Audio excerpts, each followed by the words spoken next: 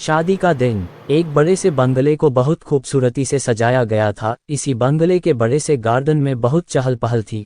हर तरफ लोग इधर से उधर भाग भाग के काम कर रहे थे। इस बंगले के गार्डन को भी दुल्हन जैसा सजाया गया था।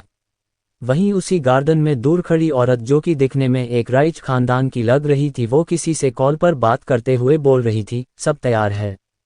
उधर से जवाब में कोई बोलता है, यस मैम, सब तैयार है।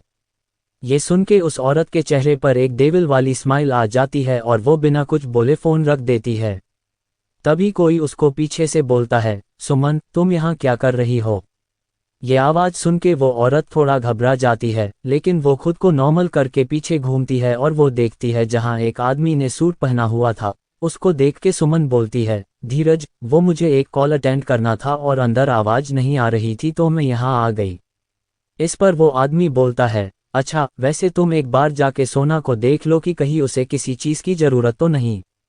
सोना, ये नाम सुनते ही वो औरत गुस्सा से अपनी हाथों की मुट्ठी बना लेती है, लेकिन वो अपने चेहरे पर कोई भी एक्सप्रेशन नहीं शो करती है। वो बस जवाब में अपनी गर्दन हाँ में हिला के वहाँ से बंगले के अंदर चली जाती है।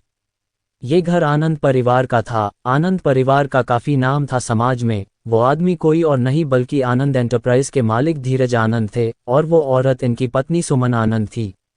आज इनके बड़े भाई केशव आनंद और उनकी पत्नी सरिता आनंद, जो कि इस दुनिया में नहीं थे, उनकी बड़ी बेटी सोना की शादी थी।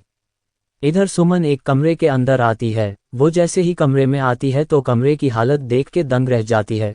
उस कमरे के सारा सामान इधर से उधर बहुत बुरी हालत में फैला होता है, और वही उन सामानों के बीच एक लड़की अपना सिर पकड़े जमीन पे बैठी होती है। सुमन जैसे ही ये सब देखती है तो वो बोलती है, ये क्या हाल बना रखा है अपने कमरे का?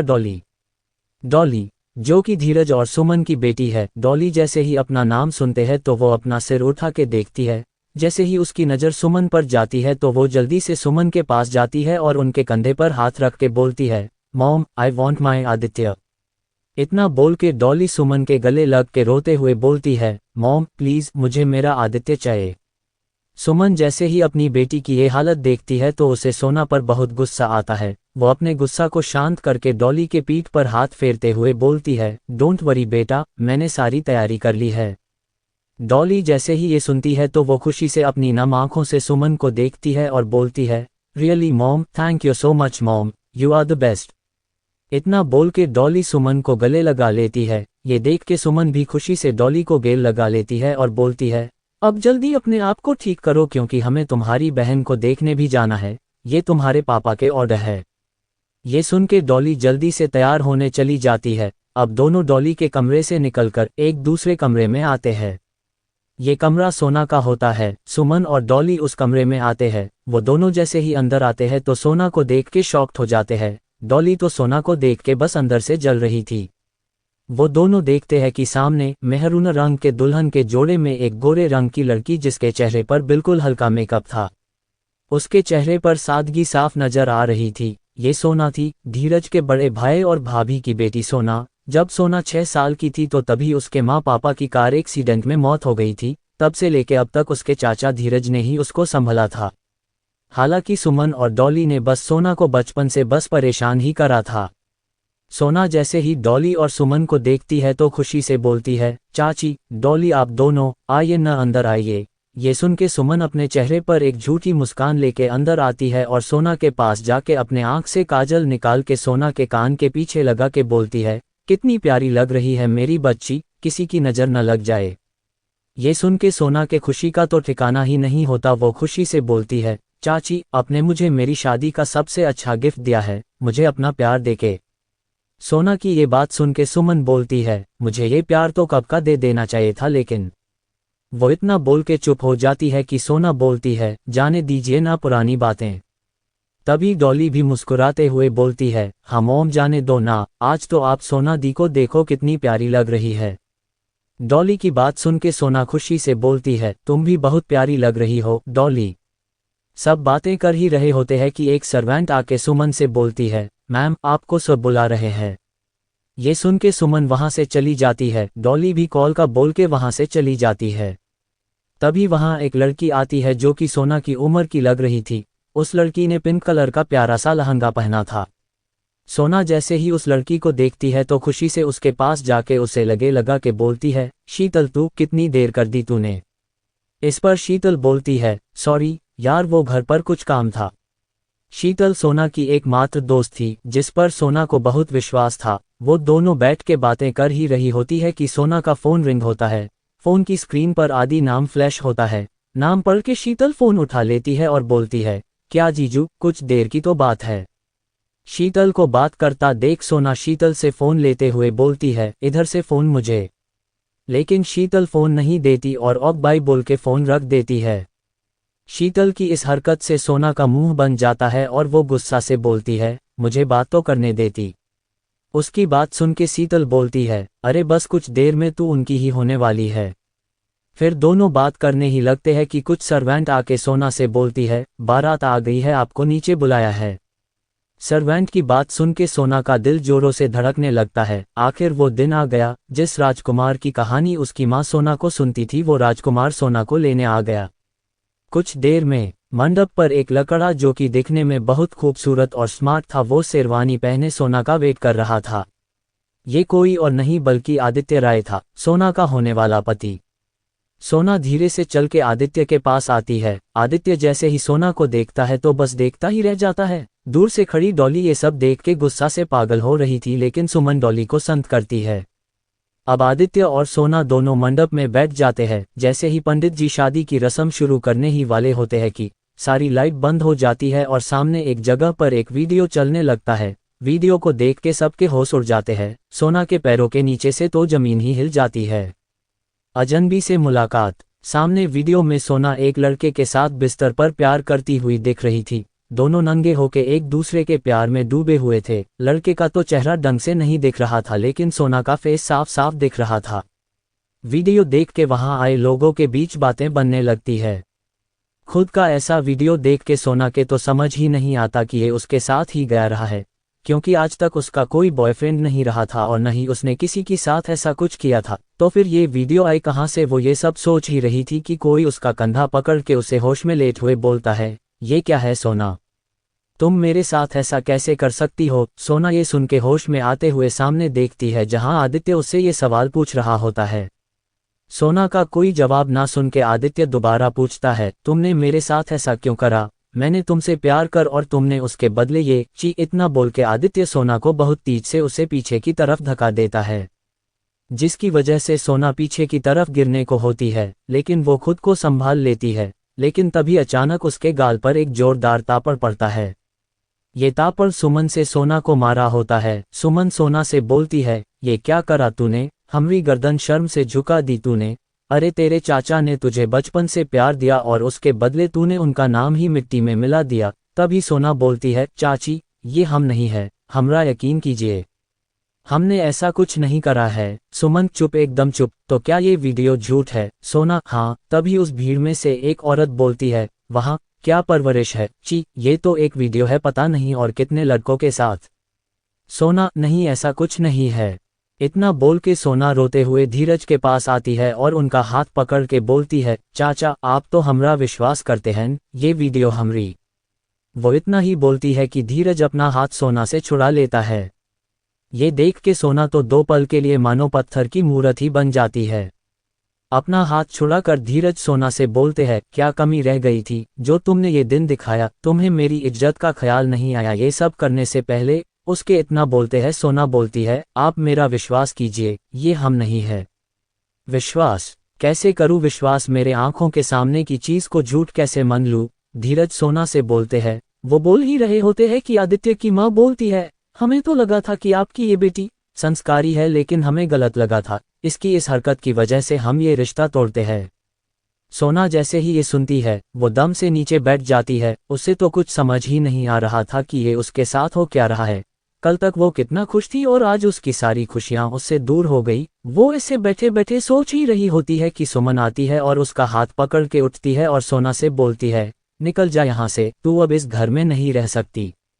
सोना जैसे ही ये सुनती है वो रोते हुए गिड़गिड़ाते हुए बोलती है, प्लीज़ मेरी बात का यकीन कीजिए, ये हम नहीं है, हमने ऐसा कुछ नहीं कर है। प्लीज़ मुझे यहाँ से मत निकलाए, यहाँ से जाने के बाद मैं कहाँ जाऊँगी? कहीं भी जा, लेकिन यहाँ से जा, तूने हमारी इज्जत के साथ बहुत खेल लिया, अब निकल यहाँ से। सुमन इतना बोल के सोना को बाहर की तरफ ले जाने लगती है कि तभी सोना अपना हाथ छुड़ा के धीरज के पास आती है और बोलती है, प्लीज चाचा जी मेरी बात का यकीन कीजिए। हम वो इतना ही बोलती है कि धीरज एक हाथ उसके सामने उसे रोकते हुए बोलते हैं, क्या तुमने सुना नहीं, तुम्हारी चाची ने क्या बोला? अपने चाचा के मुंह से ये सुन के तो सोना को जैसे कोई होश ही नहीं रहता। वो इस घर में सबसे ज्यादा अपने चाचा पे विश्वास करती थी और आज उन्होंने भी उसे टुकड़ा दिया। सोना बेसुध सी वहां खड़ी रहती है कि तभी सुमन उसका हाथ पकड़ के बाहर की तरफ ले जाने लगती है। इस वक्त सोना को कोई होश ही नहीं होता कि उसके साथ हो गया रहा है। सुमन सोना को गेट के बाहर धक्का दे देती है, जिसकी वजह से सोना जमीन पर गिर जाती है। आंखों में आंसू लिए सोना बेसुध ही हुए सड़क पर चलने लगती है। रात के 1 बज रहे थे तो सड़क पर न के बरबर गाड़ी थी। सोना चलते चलते एक ब्रिज पर आ जाती है। ब्रिज के नीचे तेज रफ्तार में नदी बह रही थी। सोना ब्रिज पर रुक के उस बहते नदी को देखने लगती है और खुद से बोलती है, उन सब ने हमरे साथ ठीक नहीं करा। माँ पापा हम आपके पास आ रहे हैं, हम अकेले उनसे नहीं लड़ सकते। इतना बोल के सोना उस ब्रिज के दीवार पर चढ़ जाती है और खुद ने ही वाली होती है कि कोई उसका हाथ पीछे से पकड़ के उसे नीचे खींच लेता है। उस आदमी की हरकत की वजह से सोना सीधे उस आदमी के ऊपर गिर जाती है। वो अपनी नजरें उठाकर उस आदमी की तरफ देखती है। वो 2 पल के लिए उस आदमी को ही देखती है। गोरा रंग, सख्त चेहरा, हैंडसम फेस, लेकिन उस आदमी के चेहरे पर कोई भाव नहीं था। वो आदमी भी सोना को देखकर उसमें ही खो जाता है। सोना का मासूम सा चेहरा देखकर वो आदमी बस सोना को देखता रहता है, लेकिन तभी वो तुरंत उठता है और सोना को अपने से दूर करता है और सोना से बोलता है, अगर तुम्हें तुम्हारी जिंदगी से प्यार नहीं तो अपनी जिंदगी मेरे नाम कर दो। रुद्र सिंह राठौड़। उस आदमी की बात सुन के सोना बिल्कुल शॉक्ड हो जाती है। उसे समझ ही नहीं आता वो क्या बोले, लेकिन उसे ये सुन के गुस्सा भी आता है तो वो गुस्से से बोलती है, आपने मुझे क्यों बचाया और मैं अपनी जिंदगी आपके नाम क्यों करूं? आखिर है कौन आप? सोना एक सांस में ही उस आदमी से सारे सवाल कर लेती है। सोना को पूरी तरह से इग्नोर करके वो आदमी अपने सूट के पॉकेट में हाथ डाल के सामने दिखते हुए बोलता है, मैं तुम्हारी मदद कर सकता हूँ। तुम्हारी? सोना ये सुन के उससे बोलती है, मेरी मदद? वो कैसे? वो आदमी बोलता है, जिसने तुम्हारा ये हाल करा है उनसे बदला लेने में। ये सुन के सोना उस लड़के से बोलती है, मुझे किसी से कोई बदला नहीं लेना, आप जा सकते हैं। उस पर आदमी सोना की तरफ बिना देखे अपनी कार की तरफ बढ़ते हुए बोलता है, मरना इज नॉट अ सोल्यूशन, अगर किसी ने गलत करा है तो उसे सजा मिलनी चाहिए। और फिर थोड़ा रुक के बोलता है, खैर तुम्हें जो डिसाइड करना है जल्दी की, I don't have much time. अगर तुम्हें मेरा सौदा एक्सेप्ट है तो काम में आके बैठ जाना, और अगर नहीं तो बेशक तुम इस ब्रिज से कूद जाना। इतना बोल के वो आदमी कार में जाके बैठ जाता है। सोना को अब कुछ समझ नहीं आता वो क्या करे। वो रोते हुए आसमान में देख के बोलती है, आप दोनों हमें छोड़कर क्यों चले गए? आपको हमारी याद नहीं आई क्या कि अपनी बेटी कैसे रहेगी? इतना बोल के वो रोते रोते जमीन पर बैठ जाती है। लेकिन वो रोते रोते एकदम से चुप हो जाती है और खुद के आंसू पोंछते हुए बोलती है, नहीं, हम इतने कमजोर नहीं है, हम बदला लेंगे, गलत लोगों को गलती की सजा मिलेगी। इतना बोल के वो उठ के सीधे कार में जाके बैठ जाती है। उसके कार में बैठते ही वो आदमी सोना को बिना देखे ही बोलता है, गुड डिसीजन ड्राइवर, चलो। उस आदमी के इतना बोलते ही वो कार तेजी से वहां से निकल जाती है। रात के 2 बजे एक बड़े से बंगले का गेट खुलता है और एक कार अंदर आती है। सोना देखती है हर तरह बस बॉडीगार्ड ही बॉडीगार्ड होते हैं। उसे समझ नहीं आता कि आखिर ये इंसान है कौन। करीब 10 मिनट्स के बाद कार बंगले के गेट के पास आके रुकती है। वो आदमी कार से उतरता है। उस आदमी को उतरता देख सोना भी उस कार से उतर जाती है। उसके बाद वो आदमी अंदर जाने लगता है, लेकिन सोना वैसे की वैसे ही खड़ी रहती है। जब उस आदमी को लगता है कि उसके पीछे कोई नहीं आ रहा है तो वो पीछे पलट के देखता है जहां सोना एक जगह खड़ी उस बंगलों के देख रही थी। उसको रुकता देख वो आदमी सोना से बोलता है, अब क्या पूरी जिंदगी वहीं खड़ी रहोगी? उस आदमी का यूं बोलना सोना का बिल्कुल अच्छा नहीं लगता, लेकिन वो उसे बिना कुछ बोले अंदर की तरफ चलने लगती है। उसके बाद दोनों अंदर आते हैं। अंदर आके सोना जैसे ही देखती है तो वो बस देखती ही रह जाती है। ये बंगला अंदर से बहुत ज्यादा खूबसूरत था। हालांकि सोना भी एक अमीर घर से थी, लेकिन इस घर से उस कार का कोई मुकाबला ही नहीं। वो उस बंगले को देख ही रही थी कि उसके कानों में उस आदमी की आवाज आती है, मेरे साथ चलो। वो आदमी इतना बोल के आगे की तरफ जाने लगता है। सोना भी उसके पीछे पीछे जाने लगती है। अब दोनों उस आदमी के स्टडी रूम में आते हैं। स्टडी रूम में आके वो आदमी सोना के आगे 2 पेपर्स रख देता है और खुद एक चेयर पर बैठ के बोलता है, ये कुछ पेपर्स पर तुम्हें सिग्नेचर करना है, जिसमें एक पेपर मैरिज सर्टिफिकेट है और दूसरा एग्रीमेंट पेपर। सोना बस एक टक उन पेपर्स को देख के उस आदमी की बात सुन रही थी।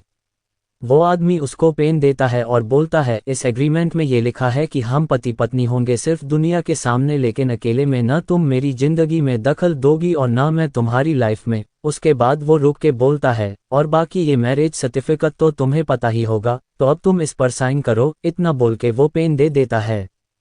सोना भी उस आदमी से पेन ले लेती है और बोलती है, ये सौदा और आपकी सारी शर्त हमें मंजूर है, लेकिन एक छोटी सी हमारी भी शर्त है।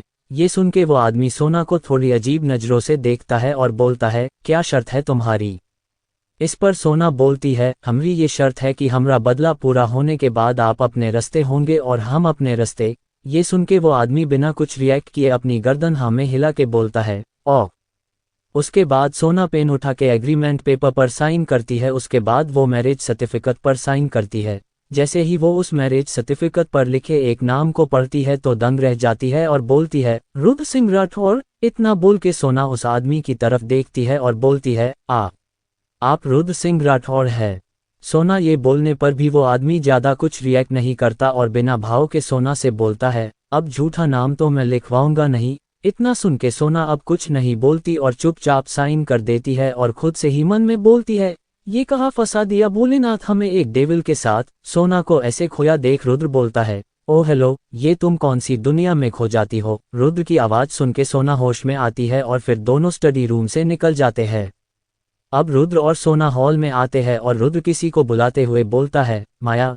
तभी अंदर से एक लड़की जो कि सोना की ही उम्र की लग रही थी और दिखने में काफ़ी स्ट्रांग लग रही थी, वो जल्दी से आके बोलती है, यस सर। रुद्र, ये आज से तुम सब की सोना मैम है, तो तुम्हें इनकी हर ज़रूरत का ख्याल रखना है और हाँ, इनको इनका रूम दिखा दो। इतना बोल के रुद्र वहाँ से अपने कमरे की तरफ चला जाता है। सोना को एक अलग रूम दिया जा रहा था तो इससे सोना को कुछ ज़्यादा फर्क नहीं पड़ा था, क्योंकि उसे पता था कि ये शादी बस एक सौदे की शादी है। लेकिन माया को ये बात थोड़ी अजीब लगी कि रुद्र ने सोना को दूसरे रूम में रहने को क्यों बोला है। बदला माया फिर सोना के पास जाके उसे ग्रीट करते हुए बोलती है, हेलो मैम, चलिए मैं आपको आपका रूम दिखा देती हूँ। अपने लिए मैम सुन के सोना को अच्छा नहीं लगता है तो वो माया से बोलती है, आप मुझे मैम मत बुलाए, आप मुझे मेरे नाम से ही बुलाए। माया, सॉरी मैम, लेकिन मैं आपको आपके नाम से नहीं बुला सकती। ये सुन के सोना कुछ बोल नहीं पाती तो माया सोना से बोलती है, चलिए मैम, मैं आपको आपका रूम दिखा देती हूँ। इतना बोल के माया सोना को कमरे की तरफ ले जाने लगती है। अब दोनों एक कमरे की तरफ आते हैं। कमरे के बाहर माया रुक कर बोलती है, ये रहा मैम आपका कमरा, आपको किसी भी चीज़ की ज़रूरत हो तो बुला लीजिएगा। इतना बोल के माया सोना को कमरे में अंदर छोड़कर ग्रीट करके चली जाती है। सोना कमरे में आती है और कमरे को ध्यान से देखती है। वो हमेशा से अमीर घर में रही है, लेकिन उसे कभी भी इतने बड़े कमरे और आलीशान कमरे में रहने का मौका नहीं मिला। वो कमरे में घूम घूम कर एक एक चीज़ को देखने लगती है, जहाँ एक बड़ा बेड होता है और साइड में ड्रेसिंग टेबल। सोना सब चीज़ को देख के थोड़ा मायूस हो जाती है। फिर वो कमरे के दरवाजे पास जाके दरवाज़ा बंद कर देती है और दरवाजे से लग के नीचे बैठ जाती है और रोने लगती है और रोते रोते बोलती है, माँ पापा, आप दोनों हमें अकेले छोड़ के क्यों चले गए? हमें भी अपने साथ लेते जाते। जाने से पहले एक बार भी आप लोगों ने नहीं सोचा कि हमरा का होगा, है कैसे रहेगी? आप जिन लोगों के भरोसे छोड़कर गए हैं उन लोगों ने ही आज हमें। इतना बोल के वो आज की हुई घटना को याद करने लगती है। फ्लैशबैक। सोना को जब सुमन घर से निकल देती है उसके बाद सोना उठ के जाने लगती है, लेकिन उसे कुछ याद आता है और वो खुद से बोलती है, कम से कम अपने माँ पापा की आखिरी निशानी तो ले ले। इतना बोल के वो अंदर चली जाती है कि उसे बहुत तेज की हंसने की आवाज़ आने लगती है।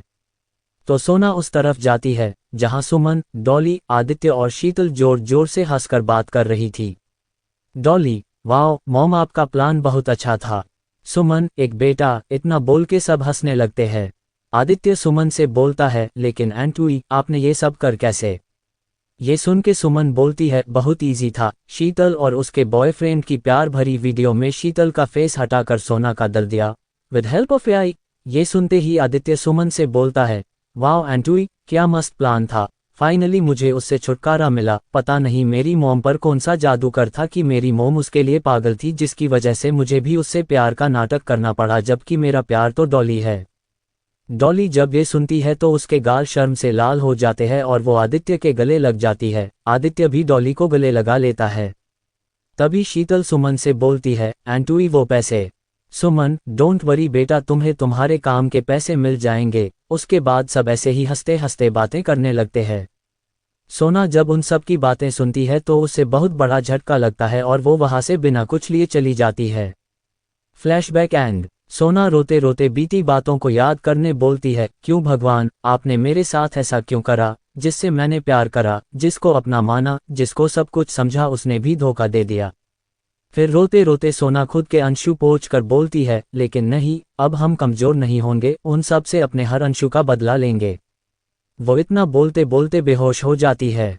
कुछ देर बाद माया सोना के लिए कुछ कपड़े लेके आती है। कमरे के पास आके वो नॉक करती है लेकिन अंदर से कोई रिस्पॉन्स नहीं आता। वो दोबारा नॉक करती है, फिर भी कोई जवाब नहीं आता। माया को लगता है कि शायद सोना सो गई, लेकिन वो खुद से बोलती है, ऐसा कैसे हो सकता है, अभी तो गए हुए मुझे 5 मिनट्स हुए हैं, तो इतनी जल्दी कैसे सो सकती है, और वो भी लहंगे में। उसको अब कुछ ठीक सा नहीं लगता तो वो रुद्र के पास जाती जो कि स्टडी रूम में होता है। तो माया स्टडी रूम के बाहर जाके नॉक करती है तो अंदर से रुद्र अंदर आने को बोलता है। माया अंदर आके रुद्र से बोलती है जो कि लैपटॉप पर कुछ काम करता होता है। माया, सर, मैम रूम का दूर ओपन नहीं कर रही है। ये सुन के रुद्र ज्यादा कुछ रिएक्ट नहीं करता और बोलता है, तो सो गई होगी। एंड माया, तुम कब से मेरे पास ये बच्चों वाली प्रॉब्लम लेकर आने लगी? माया जब ये सुनती है तो वो रुद्र से बोलती है, सॉरी सर, लेकिन मैम कंफर्टेबल नहीं थी तो मैं सिर्फ 2 मिनट के लिए गई थी उनके लिए कपड़े लेने। लेकिन उसके बाद उसको इतने में ही रुद्र रोकता है और बोलता है, जस्ट टेक द की और जाओ ओपन करके देख लो, मेरे पास बेकार बातों के लिए टाइम नहीं है। ये सुन के माया की उठाती है और वहां से निकलकर सोना के कमरे में आती है। वो जैसे ही कमरे का दरवाजा खोलती है तो उसे सोना जमीन पर मिलती है। वो जल्दी से जाके सोना को उठाने लगती है। वो जैसे ही सोना की बॉडी को टच लगती है वो घबरा जाती है क्योंकि इस वक्त सोना की बॉडी बहुत गर्म थी। वो जल्दी से कमरे से निकलकर जाने लगती है। तभी रुद्र भी अपने कमरे की तरफ जाने लगता है। वो जैसे ही माया को ऐसे टेंशन में देखता है तो माया से बोलता है, व्हाट हैपेंड? माया रुद्र की आवाज सुन के रुक जाती है और बोलती है, सर, मैम को फेवर है तो मैं ठंडा पानी और पट्टी लेने जा रही थी। रुद्र जैसे ही ये सुनता है तो वो खुद से ही बोलता है, ये लड़की। इतना बोल के वो बहुत बेरुखी से बोलता है, ऑफ गो। ये सुन के माया वहां से जल्दी से चली जाती है। रुद्र अपने कमरे की तरफ जाने लगता है। उसका कमरा सोना के कमरे के थोड़ी दूरी पर होता है तो वो उसके कमरे के सामने से ही जाता है। वो अपने कमरे की तरफ जा रहा होता है कि उसकी नज़र सोने पर जाती है जो जमीन पर होती है।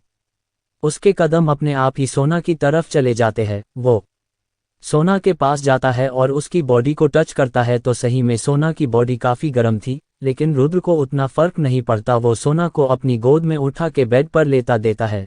तभी वहां माया भी आ जाती है। माया के आते ही रुद्र वहां से जाने लगता है। वो जाते जाते बोलता है, चेंज हर ड्रेस। फिर रुद्र इतना बोल के वहां से चला जाता है। पहला दिन। इसके बाद माया सोना के कपड़े चेंज करके उसकी टांडे पानी की पट्टी करती है। कुछ देर में सोना का टेम्परेचर बिल्कुल नॉर्मल हो जाता है तो माया भी वहां से चली जाती है। अगली सुबह सोना धीरे से अपनी आंखें खोलती है। वो उठ के बैठती है। उसकी आंखों और सिर में हल्का हल्का दर्द हो रहा था। वो उठ के टाइम को देखती है तो सुबह के 6 बज रहे थे तो वो हड़बड़ा के उठ जाती है और बोलती है, अरे चाची गुस्सा करेगी, जल्दी कर सोना। फिर उसे एहसास होता है कि वो कहीं और है और उसे कल रात की सारी बात याद आ जाती है। वो सब सोच के उदास हो जाती है और बैठ जाती है, लेकिन कुछ देर में खुद को नॉर्मल करके बोलती है, नहीं, अब हमारी आंखों में अंशु नहीं सिर्फ बदला होगा। इतना बोल के वो उठ जाती है और बाथरूम में फ्रेश होने के लिए चली जाती है। फिर वो अपने कपड़े देखने लगती है। वो देखती है कि उसके कपड़ों का अरेंजमेंट पहले से ही हो रखा था। उन कपड़ों में हर तरह के कपड़े थे, वेस्टर्न, सूट, साड़ी से लेके सब कुछ। सोना एक हल्की सी महरूम रंग की साड़ी लेती है और उसको पहन लेती है। सोना का फिगर काफ़ी अच्छा था जिसकी वजह से सोना का फिगर साड़ी में बहुत अच्छा लग रहा था। वो साड़ी काफ़ी हल्की थी जिसकी वजह से सोना का पेट भी हल्का दिख रहा था। वो अब ड्रेसिंग टेबल के पास आती है। वो वहां बैठ के अपने बाल बनती है और अपने बालों को खुला छोड़ देती है। फिर उसकी नज़र मंगलसूत्र और सिंदूर पर जाती है तो सोना उन चीज़ों को देख के सोचने लगती है, क्या करे हम। इसे लगा कि जब ये रिश्ता शादी का होकर भी शादी का नहीं है, लेकिन माँ ने बताया था कि शादी के बाद पत्नी का गहना सिंदूर और मंगलसूत्र ही होता है।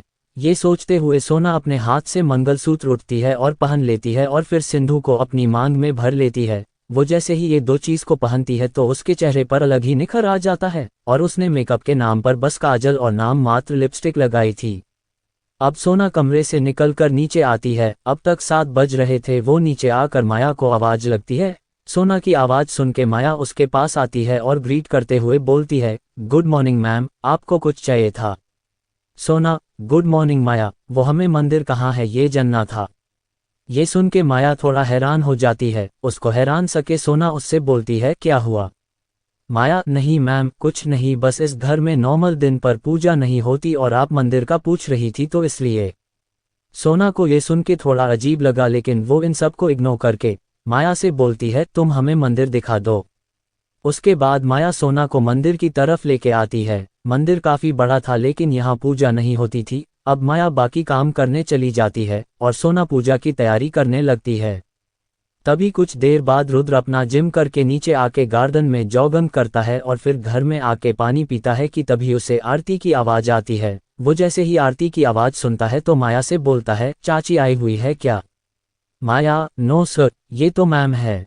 जब रुद्र ये सुनता है तो कुछ नहीं बोलता और जाने लगता है कि सोना मंदिर से निकलकर पूरे घर में आरती करने लगती है। रुद्र जैसे ही सोना को देखता है तो 2 पल के लिए उसमें ही खो जाता है। मेहरून रंग की साड़ी में उसकी परफेक्ट बॉडी, मांग में सिंदूर, गले में मंगलसूत्र, पैरों में पायल की आवाज, ये सब रुद्र को मदहोश कर रहे थे। वो बस सोना को देखे जा रहा था। अचानक वो अपनी नजरें सोना से हटाकर अपने कमरे की तरफ जाने लगता है कि सोना उसे बोलती है, सुनिए।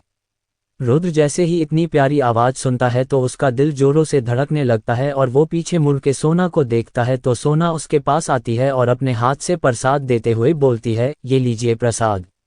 रुद्र प्रसाद को देखकर सोना से रिडली बोलता है, तुम्हें इतना करने की जरूरत नहीं है, इतना शो मत करो कि तुम्हें इस घर की चिंता है। ये सुन के सोना को अच्छा नहीं लगता तो वो रुद्र से बोलती है, हमें पता है, लेकिन हम हमेशा अपना दिन भगवान के पूजा से शुरू करते हैं, तो हम जो भी कर रहे हैं अपने लिए कर रहे हैं, ये लीजिए प्रसाद। रुद्र अब कुछ नहीं बोल पाता और सोना से प्रसाद लेकर अपने कमरे में चले जाता है। इधर सोना किचन में आती है तो देखती है वहां एक बूढ़ी सी औरत खाने की तैयारी कर रही होती है। तभी वहां माया भी आती है और बोलती है, मैम आप यहाँ। माया की आवाज सुन के सोना और वो बूढ़ी औरत दोनों माया की तरफ देखती है। फिर बूढ़ी औरत सोना को देखती है तो वो बूढ़ी औरत बोलती है, माया क्या यही रुद्र बाबू की पत्नी है? माया, हाँ काकी यही है। सोना, मैम। फिर माया सोना से बोलती है, मैम ये शिखा काकी है, हम सब इनको काकी ही बोलते हैं, इन्होंने बचपन से रुद्र सिर का ध्यान रखा है। जब सोना ये सुनती है तो सोना जाके शिखा के पैर छू लेती है। ये देख के शिखा पीछे होके उसे उठाते हुए बोलती है, ये क्या कर रही है आप? हम तो बस यहाँ उन सब का ख्याल रखते हैं, हमें इतनी इज्जत मत दीजिए।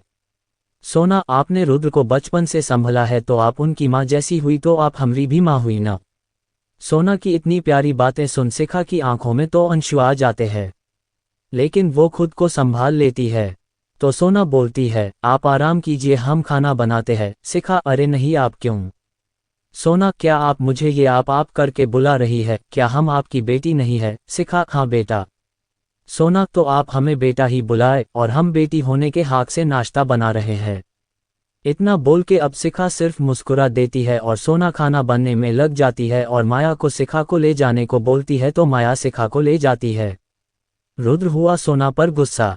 इधर किचन में सोना और शिखा आ जाती है। सोना शिखा से बोलती है, काकी आप बताए हमें सामान किधर है? शिखा बोलती है, रुकिए हम निकल कर देते हैं। सोना उसको रोकते हुए बोली, आप आराम करिए, आप बस हमें बता दीजिए कि कौन सा सामना किधर रखा है, हम खुद के लेंगे। सोना के इतने प्यार से बोलने की वजह से शिखा अब सोना को माना नहीं कर पाती और वो उसे बताने लगती है। सोना सारा सामान इकट्ठा करके नाश्ता बनाने लगती है। कुछ देर बाद रुद्र रेडी होकर नाश्ते के लिए नीचे आता है और डाइनिंग टेबल पर बैठ जाता है। उसके बैठने के कुछ देर बाद शिखा नाश्ता लगा देती है। सोना की साड़ी पर कुछ गिर जाता है तो वो साफ करने के लिए गई होती है तो इसलिए सोना नहीं होती है। रुद्र खाना खाने लगता है। वो जैसे ही पहली बाइट लेता है तो वो शिखा को देखकर बोलता है, काकी ये खाना आपने नहीं बनाया है क्या? शिखा ये सुन के बोलती है, क्या हुआ रुद्र बाबू, आपको पसंद नहीं आया क्या? रुद्र, नहीं ऐसा नहीं है, खाना तो अच्छा है लेकिन इसमें आपका टेस्ट नहीं आया तो इसलिए पूछा। तभी वहां सोना भी आ जाती है। सोना को देख शिखा बोलती है, आज का नाश्ता सोना बेटा ने बनाया है। रुद्र जैसे ही ये सुनता है तो उसके हाथ रुक जाते हैं और उसकी नज़र सोना पर जाती है। वो सोना को देखकर अपनी जगह से उठकर सोना के पास जाता है और उसका हाथ पकड़कर उसे ले जाने लगता है। सोना हैरान हो जाती है, रुद्र उसको ले जाने लगता है। इस वक्त उसका चेहरा डार्क हो गया था और सोना का हाथ पकड़ने की वजह से सोना की हाथ की कुछ चूड़ियां टूटकर सोना के हाथ में लग जाती है, जिससे सोना को अपने हाथ में दर्द होने लगता है। वो रुद्र से बोलती है, ये आप क्या कर रहे हैं, कहाँ लेके जा रहे हैं हमें, छोड़ दीजिए, हमें दर्द हो रहा है। लेकिन रुद्र के कान में तो जैसे सोना की आवाज ही ना जा रही हो। वो सोना को सोना के कमरे में लेके आता है और उसे अपने आगे करके उसके कंधे को जोर से पकड़ते हुए बोलता है, तुम करना क्या चाहती हो। सोना को समझ नहीं आता कि रुद्र की चीज की बात कर रहा है, तो वो रुद्र से बोलती है, आप ये क्या बोल रहे हैं, हमें कुछ समझ नहीं आ रहा है।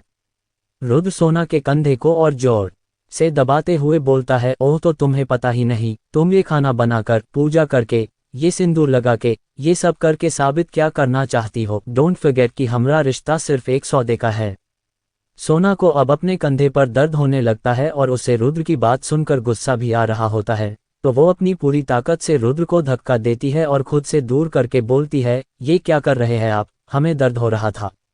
और रही बात खाने, पूजा और हमारे सुहागन की तरफ रहने के, तो भले ही ये शादी सौदे की हो, लेकिन आप हमरे पति है, तो ये सिंदूर और मंगलसूत्र पहना हमरा हक है और ये हक आप हमसे चाह कर भी नहीं छीन सकते हैं। और रही बात खाने और पूजा की, तो आपने बोला था कि हमें जो करना होगा हम वो करेंगे और आप हमरे किसी भी काम में हमें रोकेंगे नहीं, तो बस ये सब करने का हमरा मान करता है तो हम करते हैं। इतना बोलकर सोना चुप हो जाती है और रुद्र को देखती है, जिसके चेहरे पर अभी कोई भाव नहीं होता है। तो सोना दोबारा रुद्र से बोलती है, आई होप कि आपको समझ आ गया होगा और अगली बार से आप हमें बता दीजिएगा कि आपको बात करनी है, ऐसे मत लेकर आइएगा। इतना बोलकर जिस हाथ में सोना को चूड़ी से चोट लगी थी, अब उस हाथ से खून निकल रहा था। सोना उस खून को रोकने के लिए अपने साड़ी की पालू उस हाथ पर रख देती है और वहां से निकल जाती है। रुद्र सोना की हाथ की चोट देख लेता है। सोना के जाने के बाद रुद्र गुस्सा से अपना हाथ दीवार पर दे मरता है और खुद से बोलता है, मैं उससे इतना रुड क्यों हो जाता हूँ। कुछ देर बाद रुद्र ऑफिस जाने के लिए रेडी हो जाता है और जाने लगता है कि तभी उसे कुछ याद आता है, तो वो माया से बोलता है, माया। माया रुद्र की बात सुनकर जल्दी से बोलती है, यस सर। रुद्र, माया, वो तुम एक बार सोना के हाथ की ड्रेसिंग कर देना, उसको थोड़ी सी चोट आ गई है। रुद्र इतना बोलकर बिना माया का जवाब सुने वहां से निकल जाता है। माया जैसे ही ये सुनती है तो वो जल्दी से फर्स्ट एड किट लेकर सोना के पास जाती है और उसका हाथ अपने हाथ में लेकर उसकी चोट पर दवाई लगने लगती है। सोना ये देखकर बोलती है, माया तुम्हें कैसे पता चला कि हमें ये चोट। इतना सुनकर माया सोना को दवाई लगते हुए ही बिना ध्यान दिए ही बोलती है, सर ने बोला था। सोना ने जैसे ही सुना तो वो शॉक्ड हो गई और बोली, क्या बोला तुमने। माया दोबारा कुछ बोलने को होती है कि उसका फोन रिंग होता है, तो वो फोन उठने के लिए चली जाती है। अब सोना अकेले हॉल में सोफा पर बैठी होती है कि शिखा जी उसके पास आती है। वो जैसे ही सोना के हाथ पर चोट देखती है तो थोड़ा परेशान होते हुए बोलती है, ये कैसे हुआ बेटा, तुम ठीक तो हो ना। सोना जब शिखा जी को इतना परेशान देखती है तो सोना थोड़ी इमोशनल हो जाती है, लेकिन वो खुद को नॉर्मल करते हुए बोलती है, हम ठीक है, ये तो बस चूड़ी पहनते वक्त लग गया था। ये सुनकर शिखा जी को थोड़ी राहत मिलती है, लेकिन वो सोना से बोलती है, ध्यान रखना चाहिए बेटा। उसके बाद दोनों ऐसे ही बैठकर बातें करने लगते हैं कि सोना कुछ सोचते हुए बोलती है, काकी हम आपसे कुछ पूछ सकते हैं। शिखा जी, हाँ बेटा बिल्कुल। इस पर सोना कुछ सोचते हुए बोली, काकी रुद्र की फैमिली नहीं है क्या, ये अकेले क्यों रहते हैं। ये सुनकर शिखा जी 2 पल के लिए चुप हो जाती है और फिर बोलती है, बेटा मुझे ज्यादा तो कुछ नहीं पता, क्योंकि मैंने जब से रुद्र बाबा को देखा है तो अकेले ही देखा है। रुद्र बाबा यहाँ अपने दादा और छोटे भाई के साथ रहते हैं, बाकी मैं भी इनके फैमिली के बारे में नहीं जानती। हाँ लेकिन इतना पता है कि इनकी फैमिली काफ़ी बड़ी है, लेकिन रुद्र उन सब से बात नहीं करते। बस यहाँ कभी कभी रुद्र बाबा की चाची मिलने आ जाती है, बाकी आज तक और किसी को यहाँ आते हुए नहीं देखा। ये सब सुनकर सोना के मन में अलग अलग सवाल आने लगते हैं, जैसे कि ये अकेले क्यों रहते हैं, कहाँ है इनका परिवार। सोना ये सब सोचते हुए बोलती है, और अभी इनके दादा और छोटा भाई कहाँ है। शिखा जी, इनके दादा तो अपने दोस्तों के साथ घूमने गए हैं और छोटे बाबा वो तो अपनी पढ़ाई के लिए इंडिया से बाहर है। सोना ये सब सुनकर काफी कुछ सोचने लगती है। सच्चाई, अब सोना शिखा से कुछ नहीं पूछती है। कुछ देर बाद ऐसे ही बातचीत के बाद सोना अपने कमरे में आ जाती है वो कमरे में आ तो जाती है लेकिन उसे समझ नहीं आता कि वो क्या करे, तो वो बैठे बैठे सोचने लगती है कि वो आखिर बदला कैसे ले। कुछ देर बाद सोना नीचे हॉल में आ जाती है और माया से बात करने लगती है। तब तक वहां शिखा भी आ जाती है। सब बैठकर बात कर ही रहे होते हैं कि तभी एक औरत जो कि लगभग 40-50 साल के आसपास की लग रही थी, दिखने में एक रोब था चेहरे पर, साड़ी पहने, थोड़ी हैवी ज्वेलरी पहने, घर के अंदर आती है। उसको शिखा और माया जैसे ही देखती है वो दोनों उस औरत के पास जाके उनको विश करती है और अंदर लेकर आती है।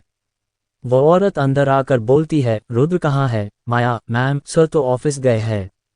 वो औरत, ये लड़का भी न, हमने बोला था उन्हें कि हम आ जाने वाली हूँ फिर भी ये चले गए। वो इतना बोलकर सामने देखती है तो उसकी नज़र सोना पर जाती है। वो सोना को देखकर हैरान होती है कि रुद्र के घर में लड़की, लेकिन वो एक पल को सोना को देखती है तो उसको ही देखती रह जाती है। सोना का शांत और सादगी से बहरा रूप देखकर तो वो औरत बस सोना को ही देखती है। उसके बाद वो औरत शिखा से बोलती है, शिखा जी ये बच्ची कौन है? शिखा जल्दी से जवाब देती है, छोटी मैम ये रुद्र। उद्धरण चिन्ह। वो इतना ही बोलती है कि वो औरत खुद ही बोलती है, कहीं ये वही लड़की तो नहीं जिसके बारे में रुद्र ने हमें बताया था? क्या यही रुद्र की पत्नी है? शिखा हाँ में जवाब देती है। शिखा का जवाब सुन के उस औरत के चेहरे पर मुस्कान आ जाती है। सोना को कुछ समझ नहीं आ रहा था कि ये औरत कौन है। वो कभी उस औरत को देखती और कभी अपनी पलकें नीचे कर लेती। उस औरत को समझ आ जाता है कि सोना उसे नहीं जानती। ये सोचकर वो सोना के पास आती है और प्यार से बोलती है, बेटा हम रुद्र की चाची अंबिका सिंह राठौड़ है। हमें रुद्र ने सब बताया कि कैसे आप दोनों की शादी हुई। अंबिका के इतना बोलते ही सोना को सब याद आने लगता है और वो थोड़ा उदास हो जाती है। अंबिका जैसे ही उसको उदास देखती है तो वो बोलती है, खैर जाने दीजिए, आज से हम भी आपकी चाची है। अंबिका के इतना बोलते ही सोना जल्दी से उठती है और अंबिका के पैर छू लेती है। अंबिका सोना को आशीर्वाद देती है। फिर दोनों सोफा पर बैठ जाते हैं। अंबिका बोलती है, अपने अपना नाम ही नहीं बता हमें तो। ये सुनकर सोना बोलती है, हमरा नाम सोना है। अंबिका, नाम जितना प्यारा है उससे भी ज्यादा आप प्यारी है। ये सुनकर सोना बस मुस्कुरा देती है। अब अंबिका सोना ने उसकी पढ़ाई से लेकर सब पूछती है। सोना भी अंबिका के सारे सवालों का जवाब दे देती है। बात करते वक्त दोनों हंसी मजाक करके हंस भी रहे थे। सोना अब अंबिका से बोलती है, चाची क्या हम आपसे कुछ पूछ सकते हैं? अंबिका, हाँ बिल्कुल पूछिए।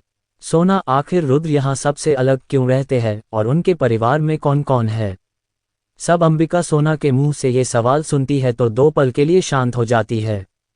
उसके चेहरे पर अजीब ही भाव थे। वो थोड़ी देर शांत रहने के बाद बोलना शुरू करती है, हमरे परिवार के काफ़ी इज्जत है समाज में। राठौड़ एंटरप्राइज का नाम तो सुना ही होगा आपने। सोना इतना सुनकर अपनी गर्दन हाँ में हिलाकर बोलती है, राठौड़ ग्रुप को कौन नहीं जानता। इंडिया की सबसे बेस्ट कंपनी और वर्ल्ड वाइड टॉप 20 में आती है। हर कोई राठौड़ ग्रुप से हाथ मिलाना चाहता है लेकिन सबके बस की बात नहीं।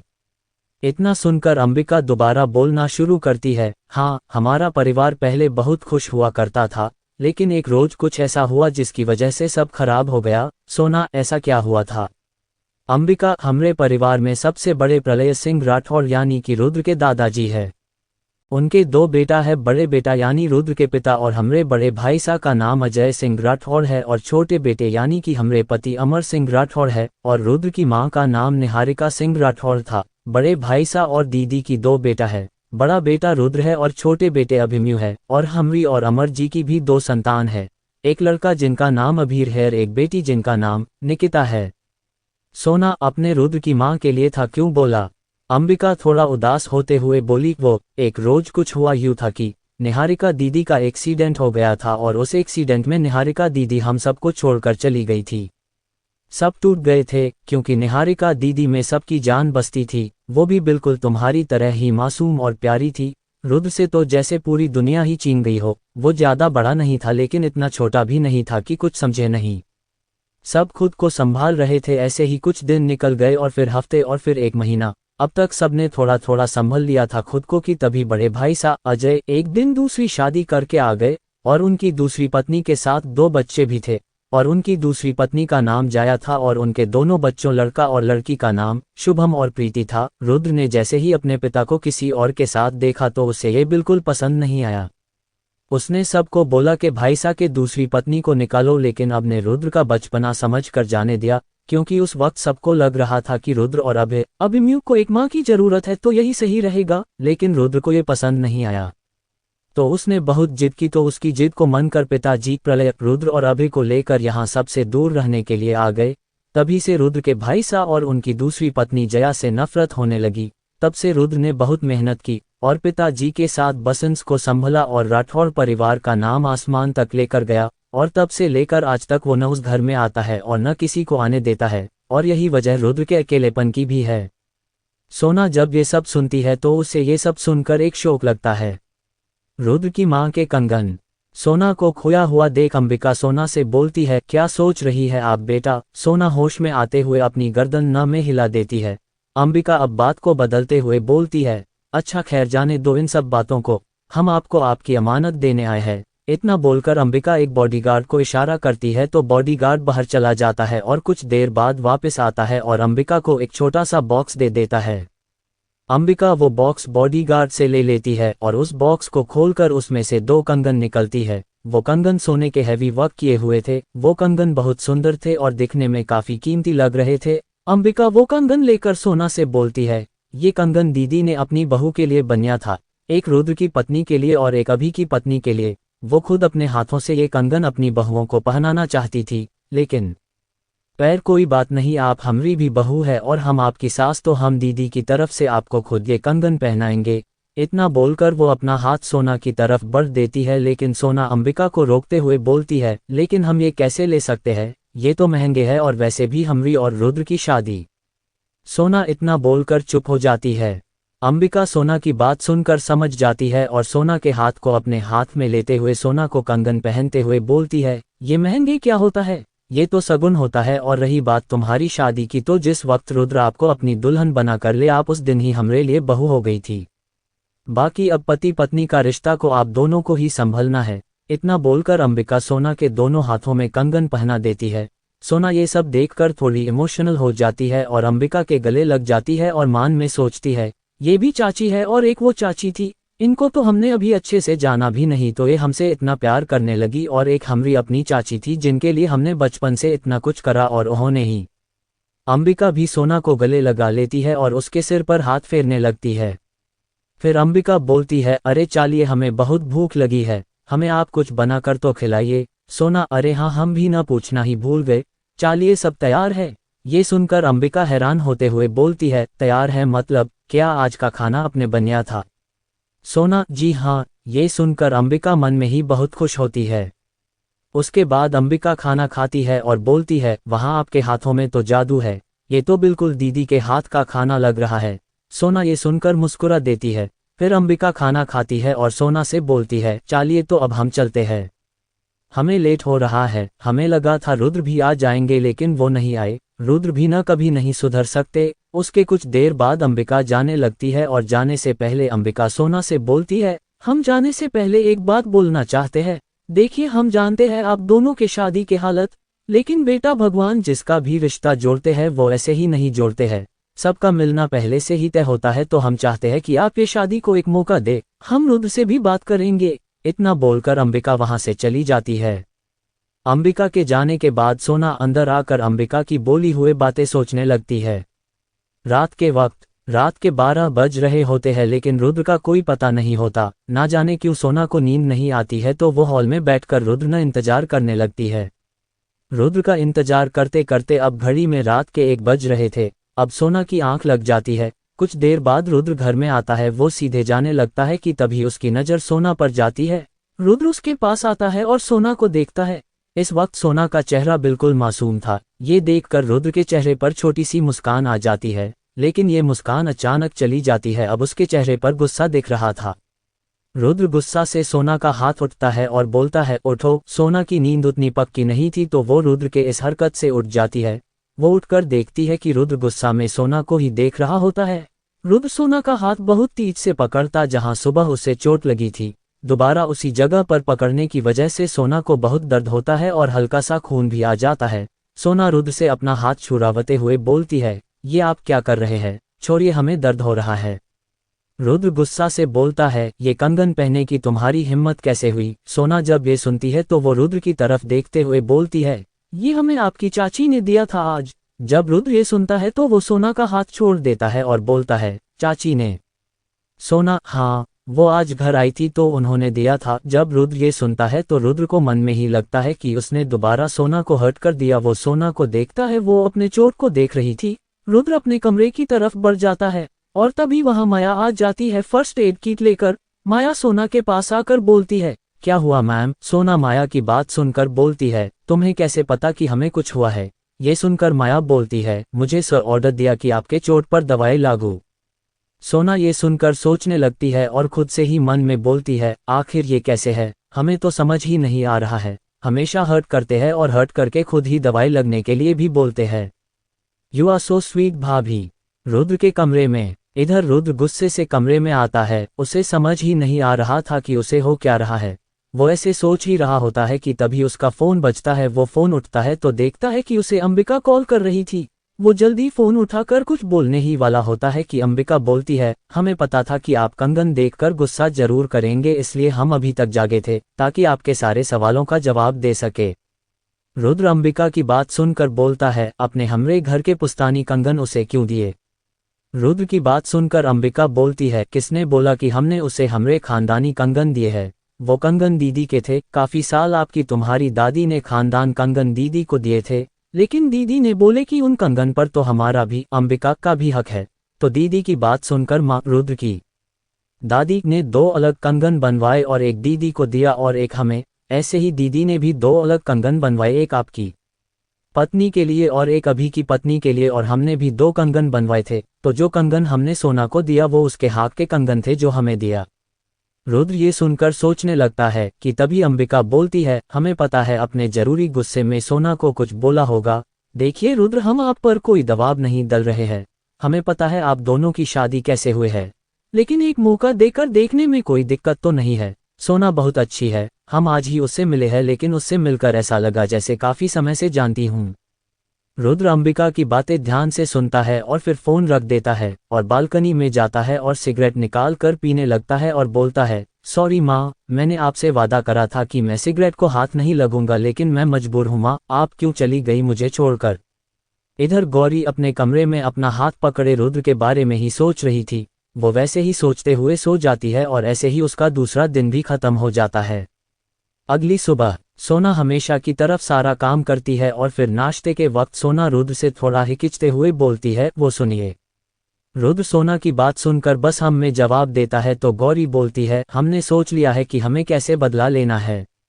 रुद्र जब ये सुनता है तो तुरंत सोना की तरफ देखता है और बोलता है, ओ तो तुम्हें जो भी चाहे वो बता दो।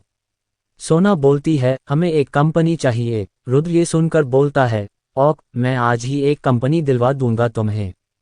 सोना, नहीं, हमारा मतलब था कि हमें एक नई कंपनी स्टार्ट करनी है। रुद्र ये सुनकर सोना से बोलता है, तुम करने क्या वाली हो, क्योंकि एक नई कंपनी स्टार्ट करने और उसे सक्सेस तक ले जाने में काफ़ी टाइम लगेगा। सोना, आप बस हमें कंपनी दीजिए, बाकी हम संभाल लेंगे। रुद्र अब बस अब बोलकर ऑफिस चला जाता है। ऐसे ही दोपहर हो जाती है। सोना हॉल में होती है एक, तभी कोई घर के अंदर आते हुए बोलता है, शिखा एंटुई, आई एम बैक। कहाँ है आप? सोना देखती है कि एक कम उम्र का लड़का जिसका गोरा रंग था, आंखों पर गॉगल्स थे और उसने ब्लैक शर्ट और ब्लैक जीन्स पहनी थी और उसके पीछे से कुछ सर्वेंट अपने हाथ में बैग लेकर आ रहे होते हैं। सोना को समझ नहीं आता है कि ये कौन है। वो लड़का अंदर आकर दोबारा बोलता है, शिखा एंट। वो इतना ही बोल पाता है कि उसकी नज़र सोना पर जाती है। वो सोना को देखता है तो वो हैरान रह जाता है। सोना उसको बहुत कंफ्यूज होकर अपनी बड़ी बड़ी आंखों से देख रही थी। वो लड़का भी अपने गॉगल्स निकल कर देखने लगता है। सोना जब ये देखती है तो अपनी नज़रें नीचे कर लेती है। तभी वहां शिखा भी आ जाती है। वो उस लड़के को देखकर खुशी से बोलती है, अबे बाबा।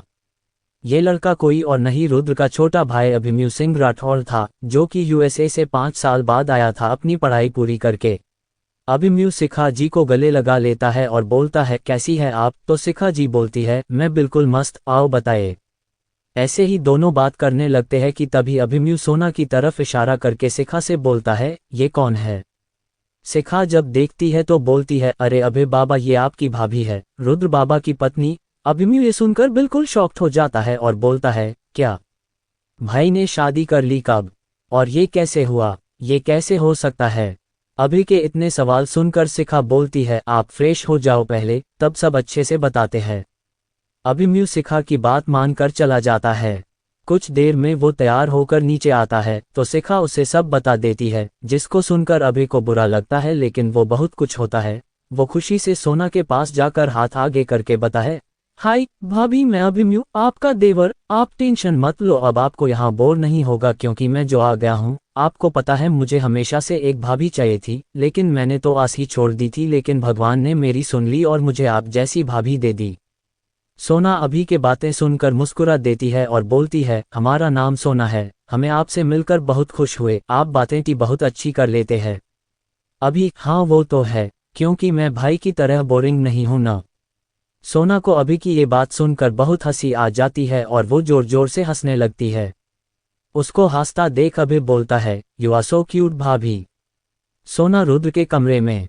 अभिमन्यु सोना को देखते हुए अपने मन में बोलता है, भाभी आप ऐसे ही हंसते रहिएगा और मैं भी आपसे वादा करता हूं कि आपकी ये मुस्कान कभी गायब नहीं होने दूंगा। आज काफी समय बाद ऐसा लग रहा है जैसे मैं माँ से बात कर रहा हूं। अभिमन्यु को कहीं खोया देख सोना अपनी हंसी रोकती है और अभिमन्यु को हिलाते हुए बोलती है, अभे आप कहाँ खो गए। अभिमन्यु होश में आता है और बोलता है, कुछ नहीं भाभी। अच्छा ये सब जाने दीजिए, आप मुझे आपके हाथों का खाना खिलाओ ना, मुझे बहुत भूख लगी है। सोना देखती है कि अभिमन्यु ये बोलते वक्त एकदम छोटा बच्चा लग रहा था, तो सोना उठ के बोलती है, हाँ चलिए, सब तैयार ही है। इतना बोलकर दोनों खाने की टेबल पर आ जाती है। सोना अपने हाथों से अभि को खाना खिलाती है। अभिमन्यु सोना के ऐसे खिलाने से थोड़ा इमोशनल हो जाता है। उसको ऐसे देख सोना बोलती है, क्या हुआ, आपको खाना पसंद नहीं आया क्या। अभिमन्यु अपनी गर्दन न में हिलाते हुए बोलता है, नहीं भाभी ऐसा नहीं है, वो तो कितने सालों के बाद किसी में मुझे माँ जैसे खाना खिलाया है, तो बस। सोना ये सुनकर थोड़ा उदास हो जाती है, क्योंकि अभी जैसे मस्त मौला बंदे को देखकर कोई नहीं बोल सकता था कि अभी की इतनी इमोशनल साइड भी है। सोना स्माइल करते हुए बोलती है, अरे आप भी क्या इमोशनल हो रहे हैं, हम हैं, आप जब बोलेंगे हम आपको ऐसे ही खाना खिलाएंगे। अभिमन्यु ये सुनकर खुश हो जाता है। अब खाने के बाद अभय आराम करने के लिए कमरे में चले जाता है। ऐसे ही दिन निकल जाता है। रात के वक्त रुद्र आज घर जल्दी आ जाता है क्योंकि उसे पता चल गया था कि अभिमन्यु वापस आ गया है। रुद्र अपने छोटे भाई से बहुत प्यार करता है, लेकिन वो कभी अपनी सॉफ्ट साइड नहीं दिखता। रुद्र घर आने के बाद अभय के कमरे में जाता है और बोलता है, अभय। अभिमन्यु जैसे ही अपने भाई को देखता है तो वो खुशी से जाकर रुद्र के गले लग जाता है, लेकिन रुद्र उसे गले नहीं लगता। वो पास उसके बालों पर हल्के से हाथ फेर देता है तो अभिमन्यु रुद्र से अलग होकर बोलता है, क्या भाई, इतने सालों बाद आया हूँ, एक हग नहीं कर सकते हो अपने भाई को। रुद्र अभिमन्यु की बातों को इग्नोर करके सीधे बोलता है, अब तुम्हारी पढ़ाई पूरी हो गई है तो इतनी जल्दी हो सके ऑफिस ज्वाइन कर लो। रुद्र इतना बोलकर अभिमन्यु के कमरे से चला जाता है।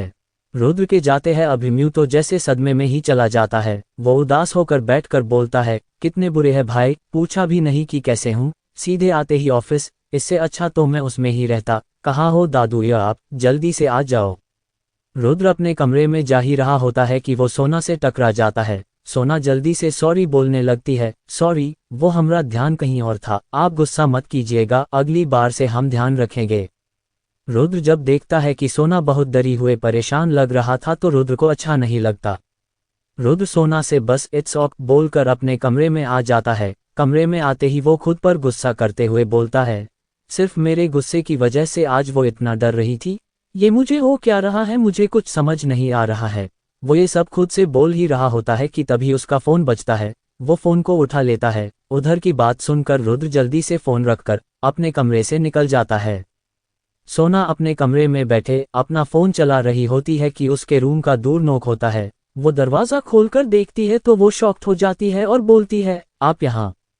सोना के कमरे के बाहर और कोई नहीं, रुद्र खड़ा था। फिर रुद्र सोना के कमरे के अंदर आता है तो सोना रुद्र से बोलती है, क्या हुआ, आपको कुछ काम था। रुद्र सोना की बात सुनकर बोलता है, तुम्हें अभी तुरंत मेरे रूम में शिफ्ट होना होगा। सोना ये सुनकर हैरान हो जाती है और वो रुद्र से बोलती है, लेकिन क्यों। रुद्र बोलता है, कल दादू वापस यहाँ आ रहे हैं तो उनके सामने तुम्हें और मुझे एक कपल की तरह रहना होगा और इसलिए तुम्हें अब से मेरे कमरे में ही रहना होगा। सोना तो जब ये सब सुनती है तो बिल्कुल ही शॉक रह जाती है। वो कुछ और बोलने ही वाली होती है कि रुद्र बोलता है, नो मोर क्वेश्चंस, चुपचाप अब मेरे कमरे में चलो। इतना बोलकर रुद्र सोना के कमरे से निकल जाता है। अब सोना के पास कोई और ऑप्शन नहीं होता है। वो बेमन से रुद्र के साथ जाने लगती है और अपने मन में बस एक चीज बोल रही थी, भगवान प्लीज अब हमारी हेल्प करेगा, इनको कैसे झेलने हम। वो इतना बोल ही रही थी कि रुद्र की आवाज उसके कान में आती है, क्लोज द डोर। सोना अपने होश में आती है और बोलती है, जी। रुद्र सोना को देखकर बोलता है, तुम कौन सी दुनिया में खोई रहती हो, मैंने बोला रूम का दरवाजा बंद करो। सोना जब ये सुनती है तो उसे गुस्सा आता है, लेकिन वो कुछ नहीं बोलती और कमरे का दरवाज़ा बंद कर देती है।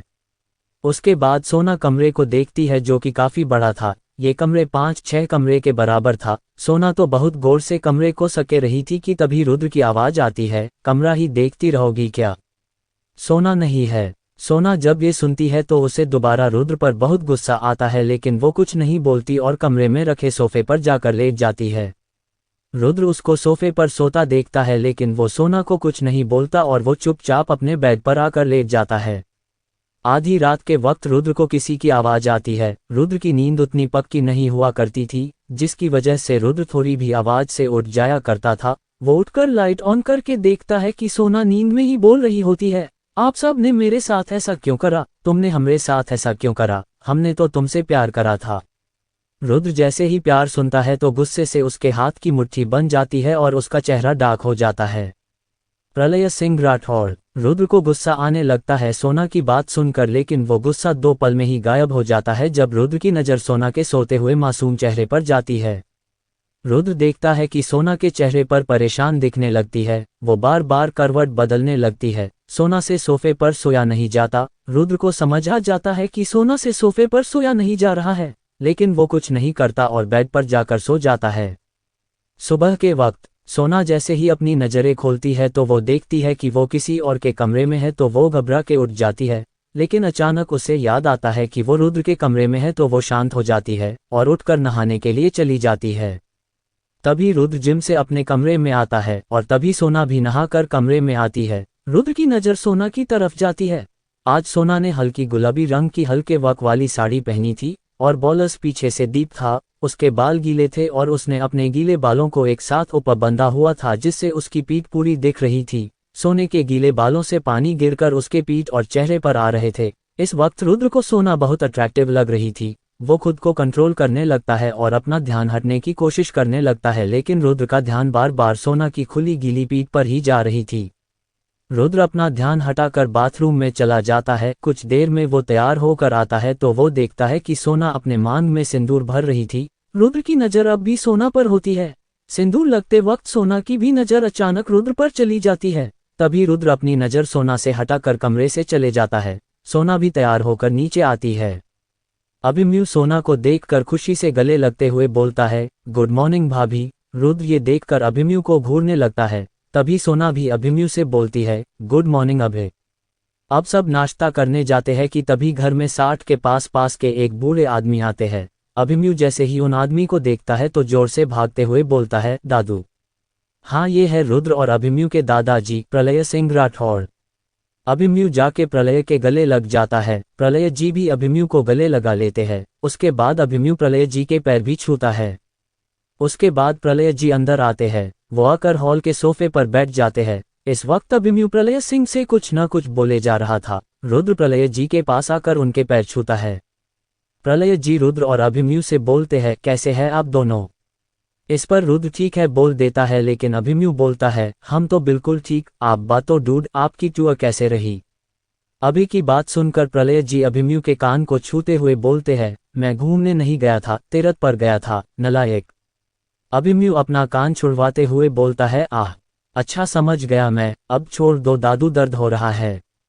प्रलय सिंह हंसते हुए अभिमन्यु का कान छोड़ देते हैं। तभी उनकी नज़र सोना पर जाती है, जो कब सब उन सबको ही देख रही थी। सोना जब देखती है कि प्रलय सिंह उसको ही देख रहे हैं तो वो अपनी नज़रें नीचे कर लेती है। प्रलय सिंह बोलते हैं, ये बच्ची। रुद्र और अभिमन्यु की नज़र भी उस तरफ जाती है। रुद्र सोना को देख कुछ नहीं बोलता, लेकिन अभिमन्यु खुश होते हुए सोना के पास जाकर उसका हाथ पकड़कर प्रलय सिंह के पास लाकर बोलता है, दादू, ये भाभी है, सोना भाभी, नहीं की पत्नी। प्रलय सिंह जैसे ही ये सुनते हैं तो वो हैरान हो जाते हैं और रुद्र की तरफ देखकर बोलते हैं, रुद्र, इसका मतलब कि तुमने हमारी वो इतना ही बोलता है कि रुद्र प्रलय सिंह से बोलता है, दादू मेरी आज इम्पोर्टेंट मीटिंग है, इसके बारे में बाद में बात करते हैं, अभी ऑफिस जाना है। इतना बोलकर रुद्र निकल जाता है। अब अभिमन्यु सोना से बोलता है, भाभी ये दादू है। सोना ये सुनकर जल्दी से प्रलय सिंह के पैर छूती है।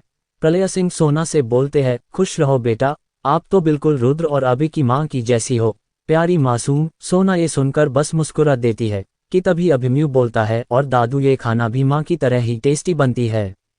ये सुनकर प्रलय सिंह बोलते हैं, अच्छा फिर तो हमें खाना होगा, मैं अभी फ्रेश होकर आता हूँ। इतना बोलकर प्रलय सिंह कमरे में चले जाते हैं और सोना किचन में खाना बनाने के लिए, उसके साथ ही अभिमन्यु भी सोना के साथ किचन में आ जाता है। सोना खाना बनते हुए अभिमन्यु की बातों को सुनकर हंस रही थी।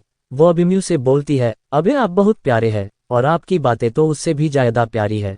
आपके आने के बाद तो हम बिल्कुल बोर ही नहीं होते। खुद के लिए तारीफ सुनकर अभिमन्यु थोड़ा गर्व से बोलता है, वो तो मैं हूं ही प्यारा। अभि की बात सुनकर सोना दोबारा हंस देती है। कुछ देर बाद सोना सारा खाना टेबल पर लगती है। अब तक प्रलय सिंह भी आ जाते हैं। अब सब बैठकर खाने लगते हैं। प्रलय सिंह जैसे ही थोड़ा सा खाते हैं, वो खुशी से सोना से बोलते हैं, बहुत अच्छा बनिया है बेटा आपने खाना। फिर अपनी जेब से कुछ पैसे निकालकर सोना को देते हुए बोलते हैं, ये रखिए आपका नेक, मुझे पता नहीं था आपके बारे में, अगर पता होता तो आपके लिए कोई गिफ्ट लेकर आते। सोना, नहीं दादू, हमें ये नहीं चाहिए, आप बस अपना आशीर्वाद दीजिए। प्रलय सिंह को सोना की बातें बहुत प्यारी लगती है। वो सोना से बोलते हैं, आशीर्वाद तो हमेशा आपके साथ है, लेकिन अगर आज आपकी दादी सास या सास होती तो आपको सगुन जरूर देती, तो बस हमने आपको सगुन दिया है।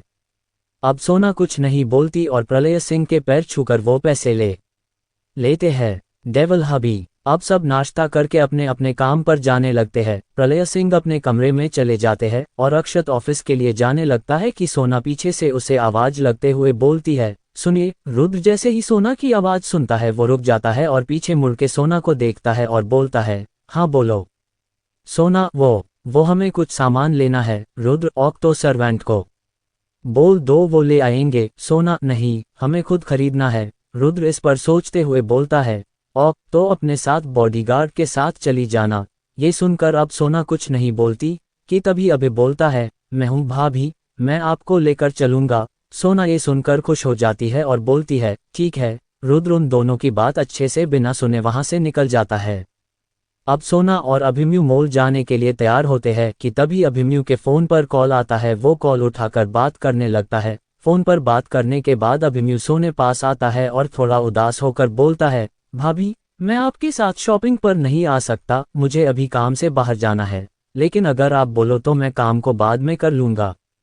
नहीं नहीं अभय, आप जाए, हम चले जाएंगे, सोना अभिमन्यु से बोलती है। अभिमन्यु, लेकिन भाभी आप अकेले कैसे? तभी सोना बीच में बोलती है, आप हमारी चिंता मत कीजिए, और वैसे भी बॉडीगार्ड हैं। अभिमन्यु, ठीक है भाभी, आप अपना ख्याल रखिएगा, और हाँ आप अपना फोन दो मुझे। सोना अपना फोन अभिमन्यु को दे देती है। अभिमन्यु सोना के फोन में कुछ करता है और सोना को फोन वापस देते हुए बोलता है, ले लीजिए भाभी, इसमें मैंने अपना, भाई और दादू तीनों का नंबर सेव कर दिया है, तो अगर आपको कोई भी परेशानी हो तो आप बेफिक्र होकर हमें कॉल कर सकती है। सोना अभिमन्यु से अपना फोन लेकर नंबर देखती है, जिसमें अभिमन्यु ने अपना नाम क्यूट देवर से सेव करा था। ये देखकर सोना मुस्कुरा जाती है। अब वो दूसरा न्यूज देखती है, जिसमें प्रलय जी का नंबर दादू के नाम से सेव था। अब उसकी नज़र तीसरे नंबर पर जाकर रुक जाती है। वो नंबर रुद्र का था, लेकिन जैसे ही वो सेव किए हुए नाम को देखती है तो सोना शॉक्ड होकर अभिमन्यु को देखती है और बोलती है, ये क्या है अपने इस नाम से? तभी अभिमन्यु बीच में बोलता है, क्या भाभी वो आपके पति है? तो मैंने बिल्कुल सही नाम सेव करा है। सोना अभिमन्यु का कान पकड़ के बोलती है, आप बहुत सैतान है। अभिमन्यु, आह भाभी दर्द हो रहा है, आह भाभी वो देखो भैया। ये सुनकर सोना अभिमन्यु को छोड़कर पीछे देखती है। तभी अभिमन्यु वहां से भागते हुए बोलता है, बाय भाभी, अपना ख्याल रखना।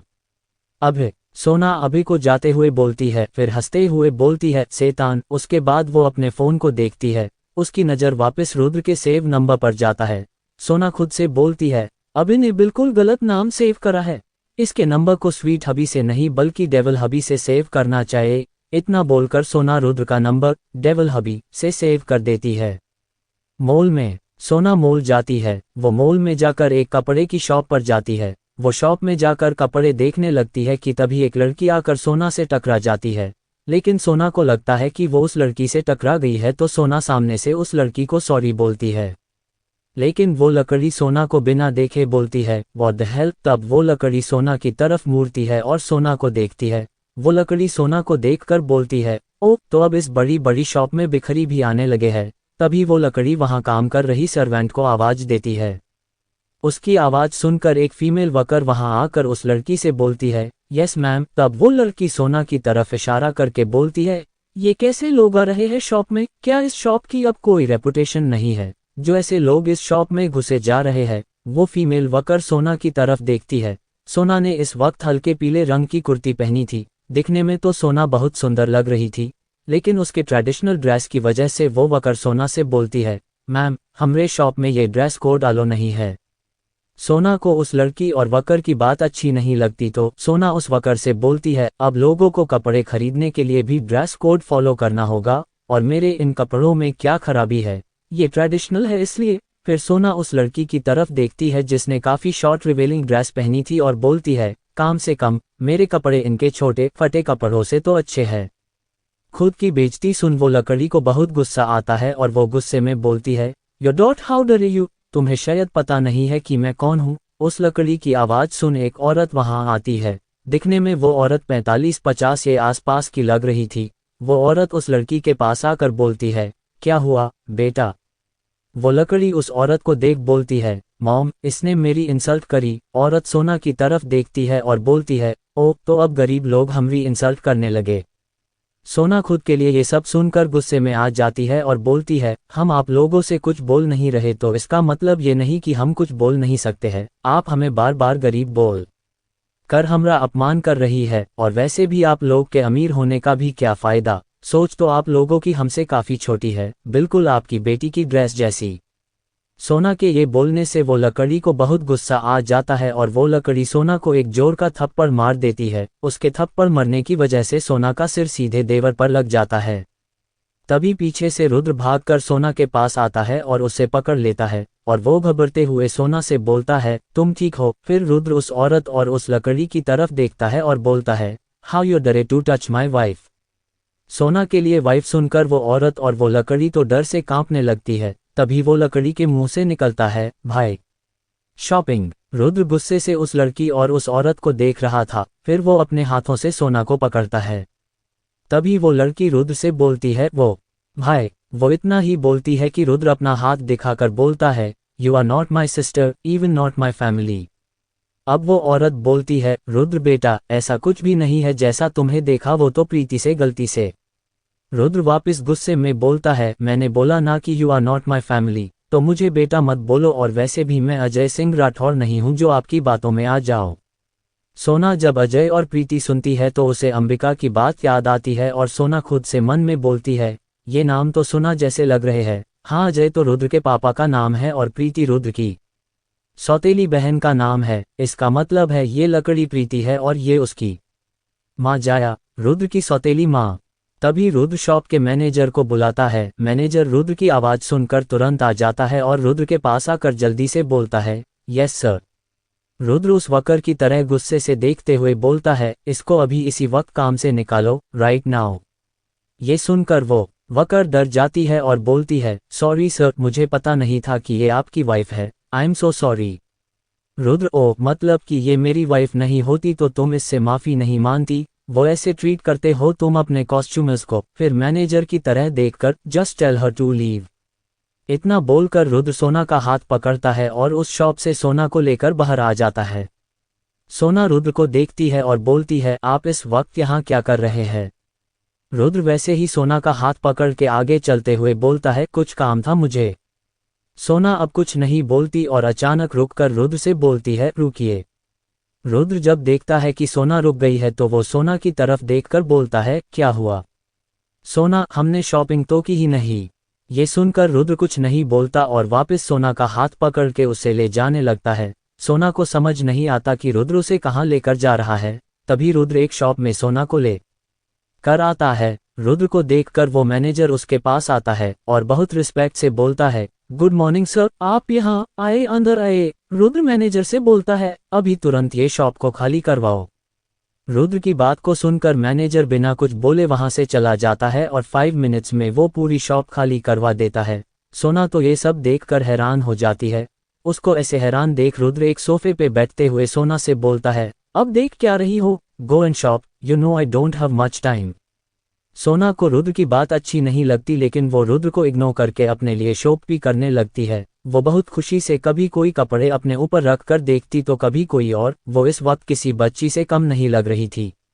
रुद्र की नज़र जब सोना पर जाती है तो रुद्र बहुत प्यार से सोना को देखने लगता है और मन में खुद से बोलता है, आखिर मुझे हो क्या रहा है, तुम मुझे क्यों अपनी तरफ खींच रही हो। इतना सोचकर रुद्र अपनी नज़रें सोना से हटा देता है और दूसरी तरफ देखते हुए खुद से मन में बोला, नो रुद्र, कंट्रोल, ये फीलिंग कुछ नहीं है। वो इतना बोलकर अपने फ़ोन में कुछ करने लगता है, लेकिन बार बार रुद्र की नज़र न चाहते हुए भी सोना पर ही रुक रही थी। शॉपिंग करने के बाद सोना रुद्र के पास आती है और बोलती है, चलिए हमारी शॉपिंग हो गई। सोना की बात सुनकर रुद्र सोना को घूर कर देखता है और टाइम दिखते हुए बोलता है, 5 घंटे हो गए, तो इतनी देर में तो शॉपिंग हो जाना ही चाहिए। सोना जब देखती है कि रुद्र उसे ताना मार रहा है तो वो कुछ बोलने को होती है, लेकिन तभी उसे याद आता है कि उसे शॉपिंग करते हुए 5 घंटे हो गए, तो वो कुछ नहीं बोलती और जाने लगती है। रुद्र भी उठकर पेमेंट करता है और सोना के साथ जाने लगता है कि तभी सोना अपना पेट पकड़ लेती है और धीरे से बोलती है, हमें तो भूख लग रही है, हमरा बेचारा पेट। सोना ने हालांकि काफी धीरे बोला था, लेकिन रुद्र को सोना की बात सुनाई दे देती है। वो हल्का सा मुस्कुरा देता है और खुद को नॉर्मल करके बोलता है, चलो पहले कुछ खा लेते हैं। सोना ये सुनकर तो खुश हो जाती है। फिर सोना और रुद्र एक रेस्टोरेंट में आते हैं। रुद्र ने ये रेस्टोरेंट भी खाली करवा लिया था। रेस्टोरेंट में सोना अच्छे से पेट भरकर खाना खाती है। पूरे टाइम रुद्र खाते हुए सोना को ही देख रहा था। रुद्र को सोना आज बहुत प्यारी लग रही थी। रुद्र की आज पूरे टाइम सोना पर से नजर ही नहीं हटती। अब रात होने को आई थी। दोनों अब घर वापस आते हैं। इस वक्त रात के 10 बज रहे थे, तो अभिमन्यु और प्रलय जी अपने कमरे में खाकर सोने चले गए थे। अब रुद्र और सोना दोनों अपने कमरे में आते हैं। सोना आकर बेड पर गिरते हुए बोलती है, आज तो हम बहुत थक गए। रुद्र के नज़र सोना पर जाती है। बेड पर लेटने की वजह से सोना का पेट साड़ी से साफ साफ दिखने लगा था। गोरा पैर, बिल्कुल परफेक्ट फिगर, ये सब देखकर रुद्र खुद को कंट्रोल ही नहीं कर पा रहा था। वो खुद को नॉर्मल करने के लिए अपनी टाई निकल कर फेंक देता है। सोना बेड पर लेटे लेटे ही हल्की नींद में जाने लगी थी। तभी अचानक रुद्र उसके पास आता है और उसकी कमर पकड़ के उसके उठाता है, जिसकी वजह से सोना के हाथ रुद्र की चेस्ट पर चले जाते हैं। सोना रुद्र की इस हरकत से बिल्कुल हैरान हो जाती है। सोना अपनी आंखें बड़ी करे रुद्र को देखने लगती है। आई लव यू सोना। सोना तो रुद्र की इस हरकत से बिल्कुल शॉक्ड हो जाती है और साथ ही उसका दिल जोरों से धड़कने लगता है। तभी रुद्र सोना से बोलता है, ये रूम में मैं भी रहता हूँ, तो पहले चेंज कर और फिर सो जाना। फिर रुद्र सोना को छोड़ देता है और खुद फ्रेश होने के लिए बाथरूम चला जाता है। रुद्र के जाते ही सोना कंफ्यूज्ड होकर खुद से बोलती है, ये क्या बोल कर गए, हमें तो कुछ समझ ही नहीं आया। खैर जाने दो, वैसे भी हम इनको कभी समझ ही नहीं सकते। इतना बोलकर सोना खुद के लिए कपड़े निकलने लगती है। तभी बाथरूम का दूर खुलता है और रुद्र सिर्फ एक हाफ पैंट में पहने बाहर आता है। इस वक्त रुद्र की मस्कुलर बॉडी साफ दिख रही थी। सोना तो रुद्र को ऐसे देखकर ही शर्म से पानी पानी हो रही थी। वो जल्दी से अपने कपड़े लेकर बाथरूम में भाग जाती है। रुद्र सोना की इस हरकत को देख लेता है और उसके चेहरे पर छोटी सी मुस्कान आ जाती है। अब सोना और रुद्र सबके साथ खाना खाते हैं। उसके बाद सब अपने कमरे में सोने के लिए चले जाते हैं। रुद्र और सोना भी अपने कमरे में आते हैं। सोना कमरे में आने के बाद सोफे की तरफ चली जाती है। रुद्र ये देखता है, वो सोना को रोकना चाहता था लेकिन वो कुछ नहीं बोलता और बेड पर आ जाता है। सोना सोफे पर लेट जाती है। वो नींद में चली जाती है, लेकिन उसको पिछली यादें याद आने लगती है।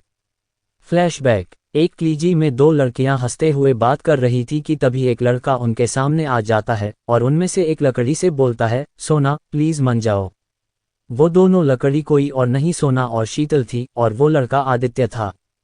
सोना क्लीजी में अपनी खूबसूरती और इंटेलिजेंस की वजह से काफ़ी फेमस थी, लेकिन सोना को इन सब से कोई फर्क नहीं पड़ता था। आदित्य ने जब सोना को क्लीजी के पहले दिन देखा था तब से वो सोना को अपनी जीएफ बनाना चाहता था, लेकिन सोना को ये जीएफ बीएफ सब नहीं पसंद था। लेकिन समय निकलता गया, सोना को धीरे धीरे आदित्य पसंद आने लगा था। आज आदित्य सोने के पास एक बार फिर मानने आया था। आदित्य फिर बोलता है, सोना प्लीज ना। सोना आदित्य को देखकर दिया शर्मा जाती है और वो अपनी मजरे झुकाए बोलती है, गार्डन में आइए। इतना बोलकर सोना आगे बढ़ जाती है। आदित्य सोना की बात और एक्सप्रेशन देखकर खुश हो जाता है और वो सोना के पीछे चला जाता है। गार्डन में सोना खड़ी होती है। आदित्य सोना के सामने आकर खड़ा हो जाता है। सोना आदित्य को देखकर थोड़ा शर्मा कर देखती है और बोलती है, आपने कहा था, दोबारा बोलिए। ये सुनकर आदित्य बहुत प्यार से अपने घुटने पर बैठकर सोना का हाथ पकड़ के बोलता है, आई लव यू सोना, will you be my girlfriend. सोना ये सुनकर शर्माते हुए खुशी से अपना सिर हाँ में हिलाकर बोलती है, हाँ। ये सुनकर आदित्य उठकर सोना को गले लगा लेता है। ना जाने क्यों लेकिन सोना को उठना कंफर्टेबल नहीं लगता, लेकिन वो कुछ नहीं बोलती। वही खड़ी डॉली ये सब देखकर गुस्से से आग बबूला हो रही थी। वो गुस्से से अपने हाथों की मुट्ठी बनाकर खुद से बोलती है, ये तुमने ठीक नहीं करा दी, मुझसे मेरे आदित्य को छीना। आदित्य मेरा प्यार है, वो सिर्फ मेरा है। ऐसे ही कुछ महीने निकल जाता है। सोना हमेशा पढ़ाई में बसी रहती थी। वो आदित्य को टाइम तो देती थी लेकिन कभी आदित्य को अपने करीब नहीं आने देती थी। ये बात आदित्य को अच्छी नहीं लगती थी। आदित्य को सोना के साथ फिजिकल होना था लेकिन सोना ने साफ मना कर दिया था कि शादी से पहले कुछ नहीं, यहाँ तक कि एक किस तक नहीं दी थी सोना ने। लेकिन आदित्य सोना से ब्रेकअप भी नहीं कर सकता ये, क्योंकि सोना को अपनी जीएफ बनाना क्लीजी के हर लड़के का ड्रीम था। ऐसे ही क्लीजी खत्म हो जाते हैं। इसी खुशी में सब पार्टी करते हैं लेकिन न जाने क्यों उस पार्टी के बाद से आदित्य सोना से दूर दूर रहने लगा था। लेकिन एक दिन आदित्य और सोने के बारे में आदित्य के परिवार को पता चल गई थी, तो वो रिश्ता लेकर सोना के घर जाते हैं। आदित्य के सारे परिवार को सोना बहुत पसंद आती है और फिर सोना और आदित्य का रिश्ता हो जाता है। ये सब सोचने के बाद सोना को शादी के दिन की सारी बातें याद आ जाती है। उसको सोचते हुए सोना हड़बड़ा के चिल्लाते हुए उठ जाती है। फ्लैशबैक एंड सोना के ऐसे चिल्ला के उठने की वजह से रुद्र की नींद खुल जाती है। वो देखता है कि सोना सोफे से टीककर अपने मुंह को अपने घुटने के अंदर सिर छुपाकर रो रही होती है। रुद्र जल्दी से उठकर सोना के पास आता है और सोना के कंधे पर हाथ रखते हुए कुछ बोलने ही वाला होता है कि वो महसूस करता है कि सोना कांप रही होती है। वो सोना को आवाज लगते हुए बोलता है, सोना क्या हुआ। सोना जैसे ही रुद्र की आवाज सुनती है तो वो अपनी नम आंखों से रुद्र को देखती है और जल्दी से रुद्र के गले लग जाती है और रोते हुए बोलती है, उन सब ने हमारे साथ ऐसा क्यों करा। रुद्र को सोना का रोना बिल्कुल अच्छा नहीं लगता। वो भी सोना को गले लगा लेता है और उसके बालों में हाथ फेरते हुए बोलता है, चुप हो जाओ, हम इन सबको इतनी आसानी से छोड़ेंगे नहीं। रुद्र ऐसे ही सोना के बालों में हाथ फेरता है। अब सोना रोना बंद कर देती है। जब रुद्र को सोना की आवाज नहीं आती तो वो सोना को देखता है, जो कि अब तक सो गई थी। रुद्र सोना को दिया देख उसके गोद में उठा लेता है। फिर वो एक नज़र सोफा को देखता है, लेकिन फिर वो अपने कदम बेड की तरफ बढ़ा लेता है और सोना को बेड पर लेटा देता है और खुद भी उसके साइड में लेटकर सोना को अपनी बाहों में भर लेता है। सोना जैसे ही रुद्र की बाहों में आती है उसके चेहरे पर परेशानी के जगह सुकून आ जाता है। रुद्र भी जब सोना को अपनी बाहों में भरकर सोता है तो उसको भी एक अलग सा सुकून महसूस होता है। आज की रात दोनों ऐसे ही सुकून से एक दूसरे की बाहों में सो जाते हैं। प्लान। अगली सुबह सोना जैसे ही अपनी आंखें खुलने लगती है तो वो अपने को किसी की बाहों में पाती है। वो अपनी आंखें अच्छे से खोलकर सामने देखती है तो उसके सामने रुद्र का प्यारा सा चेहरा दिखाई देता है। सोना वो देखकर मुस्कुरा देती है। तभी अचानक उसकी मुस्कान गायब हो जाती है और वो जल्दी से रुद्र की बाहों से खुद को जुड़ा कर बैठ जाती है। सोना की इस हरकत से रुद्र की भी नींद टूट जाती है और वो भी अपनी आंखें खोलकर सोना को देखता है। सोना जल्दी से बोलती है, वो हमें नहीं पता कि हम यहाँ कैसे, मतलब हम रात में सोफे पर ही सोए थे, लेकिन सुबह यहाँ कैसे हमें। शशश सुबह सुबह इतना कौन बोलता है। रुद्र सोना को बीच में ही रोकते हुए बोलता है और फिर आगे बोलता है, मैंने तुमसे कुछ नहीं पूछा है, और रही बात तुम्हारी कि तुम सोफे से बेड पर कैसे आई तो वो मैं तुम्हें यहाँ लेकर आया था। ये सुनकर तो सोना बिल्कुल हैरान हो जाती है और रुद्र के देखने लगती है।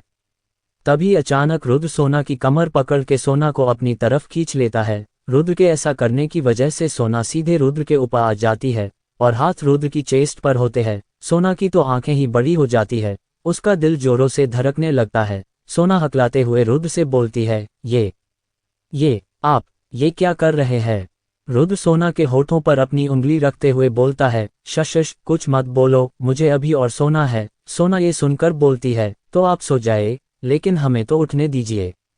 अक्षत अब सोना को अपनी बाहों में भर के अपनी आंखें बंद करते हुए बोलता है, मुझे ऐसे ही सोना है। सोना को अब समझ नहीं आता कि वो क्या बोले क्या करे, अब वो थक हार कर वैसे ही रुद्र की बाहों में सो जाती है। कुछ देर बाद सोना की आंख खुलती है तो वो देखती है कि वो बेड पर अकेले होती है। वो जल्दी से उठकर बैठ जाती है और टाइम देखती है और फिर खुद से बोलती है, अरे 8 बज गए, ये सब इनकी गलती है, खुद तो उठ के चले गए और हमें ऐसे ही छोड़ दिया। इतना बोलते हुए सोना अपने कपड़े लेकर नहाने चली जाती है। थोड़ी देर बाद वो नहाकर निकलती है कि तभी रुद्र भी जिम से अपने कमरे में आता है। उसकी नज़र सीधा सोना पर चली जाती है। सोना ने आज साड़ी न पहनकर एक फॉर्मल ड्रेस पहनी थी, जिसमें उसने सफ़ेद रंग की शर्ट और न्यून रंग की पैंट पहनी थी। रुद्र सोना को ऐसे देखकर हैरान रह जाता है, क्योंकि आज तक उसने सोना को कभी ऐसे नहीं देखा था। वो अपनी बड़ी आंखों से उसको ही देख रहा था। सोना फिर ड्रेसिंग टेबल के पास आकर अपने गले में मंगलसूत्र पहनती है, लेकिन शर्ट में उसका मंगलसूत्र चुभ जाता है और वो अपनी मांग में हल्का सा सिंदूर लगती है और उसने अपने बालों की पोनी बनाई थी, जिस वजह से उसका सिंदूर भी दिख नहीं रहा था।